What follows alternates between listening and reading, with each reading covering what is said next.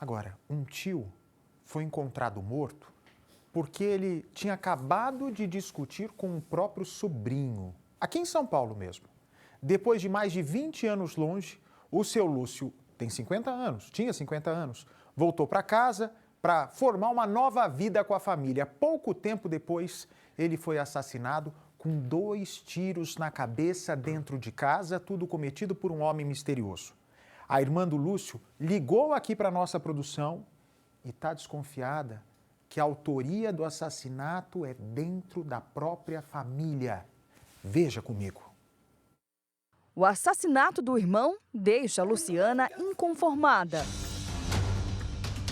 A gente vê passando na televisão, no jornal, mas a nossa família, a gente jamais pensa um negócio desse, você está entendendo? Lúcio foi surpreendido dentro de casa por um homem desconhecido.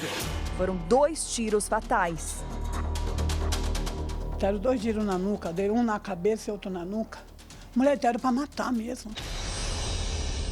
Mas quem teria feito isso e por qual motivo?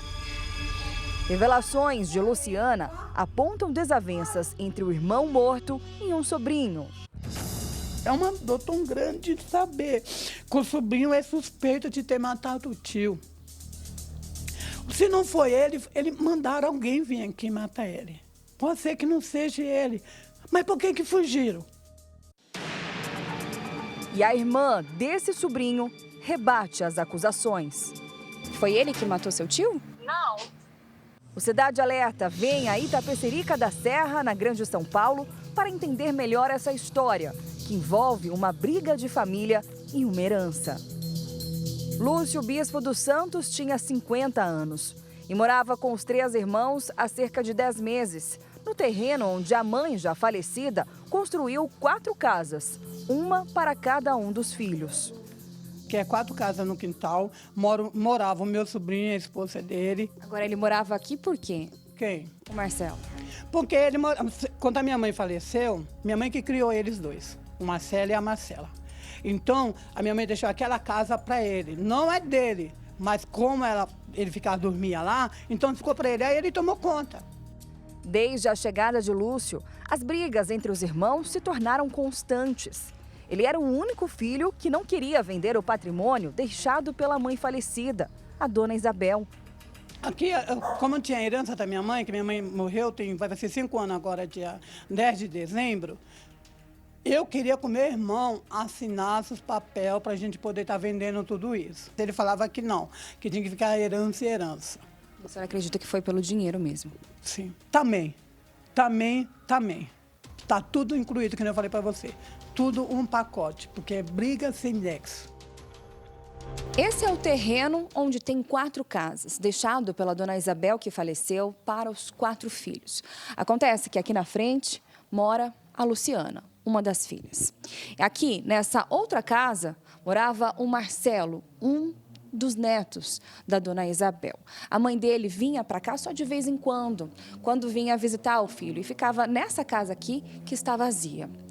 No entanto, Lúcio e o outro irmão moravam nessa casa aqui do fundo. Acontece que, segundo a família, o Lúcio não estava morando aqui com os familiares há nem 1 ano. Fazia mais ou menos 10 meses. Mas ele sempre acabava discutindo com a mãe do Marcelo, que vinha para cá de vez em quando. As discussões eram por motivos fúteis. Ela gostava muito de cozinhar e não queria que ninguém chegasse perto da cozinha quando ela estava na panela. No entanto, o Lúcio, de vez em quando, entrava na cozinha, nessa porta aqui. E era aí que começavam as discussões entre os dois.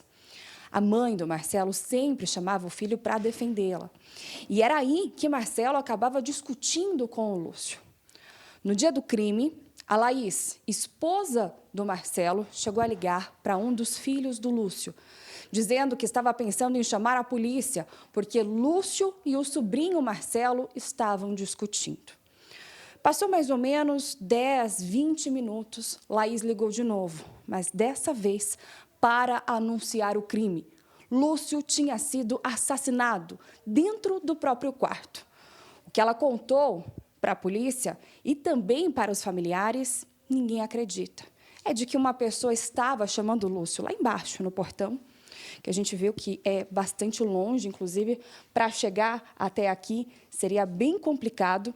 E aí ela abriu o portão, essa pessoa subiu, passou por ela, entrou aqui na casa do Lúcio, inclusive no quarto dele. Olha só, a gente percebe que ainda tem algumas marcas do crime. O quarto já foi, né, esvaziado, inclusive com as coisas do Lúcio que estavam aqui. Mas aqui, a Laís contou que o assassino atirou contra a vítima. Deu um tiro na nuca e outro na cabeça. E em seguida deu tempo dele fugir sem ninguém conseguir identificá-lo. Logo que chegou em casa, Luciana conta que desconfiou dos sobrinhos Marcelo e Laís. No dia 8, né, que foi depois do feriado, que foi no dia 7, no sábado, dia 8 foi no domingo. No dia 9, todo mundo some, desaparece. Como assim, ué? Aí quando foi, aí eu falei, na quarta-feira eu vou lá na delegacia procurar saber se vieram mesmo. Veio. Aí o delegado falou para mim que eles chegaram lá. Ele, a Marcela, a Laís e o advogado. A versão apresentada por Marcelo e a esposa dele não convenceu Luciana. O socorro foi chamado, mas Lúcio já estava morto. Não vou engolir essa história. Porque e essa briga? Por que eles não contaram para a polícia que tiveram a briga no primeiro dia? Por que eles fugiram na segunda-feira? Todo mundo pegou a mala e foi embora. Você viu meus cachorros aborreados que eles fazem? Eu tenho um pitbull ali, aquele pitbull, ele tá pula ali, o cara não ia ter coragem de subir sozinho ali. Na manhã seguinte, algumas horas depois do assassinato, Luciana teve uma surpresa que só aumentou a suspeita dela em relação aos sobrinhos. A porta da casa deles estava trancada, sem ninguém lá dentro. Foi assim, com a pia cheia de louça suja, que Marcelo e Laís deixaram a casa. Não só isso, ainda tem móveis aqui dentro, a gente consegue ver daqui do lado de fora, e também roupas penduradas no varal.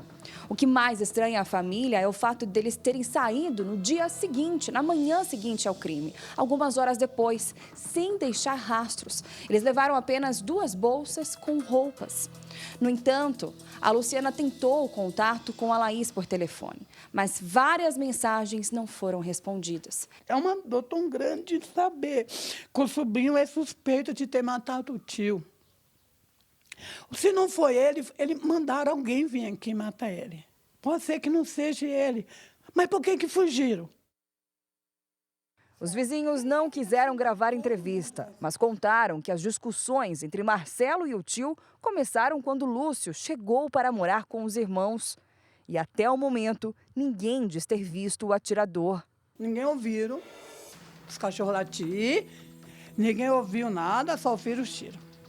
O caso está sendo investigado aqui pela primeira delegacia de Itapecerica da Serra. No entanto, a investigação ainda não chegou ao fim.